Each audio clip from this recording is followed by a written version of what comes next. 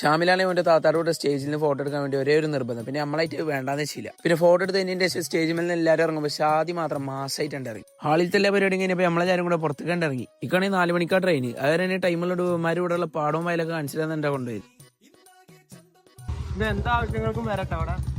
ഇതിലാച്ചാണ് ഏത് സ്വലഹത്തായ പരിപാടിക്ക് ഈ ലോഡ്ജിനെ എത്ര ബന്ധപ്പെടാറ്. അതിനൊക്കെയാണ് നമ്മൾ നേരെ പോയി സിനാന്റെ വീട്ടിൽ. എന്റെ ബാഗാണെങ്കിൽ അവിടെ ഇരിക്കണത്. അവിടെ നിന്ന് എടുത്തിട്ട് വേണം ഇനി നമുക്ക് റെയിൽവേ സ്റ്റേഷനിലേക്ക് പോകാൻ. എന്നെ വിളിക്കാന്നും ഇതിലാച്ചാണെങ്കിൽ കൊണ്ടാക്കണേ സാധ്യ.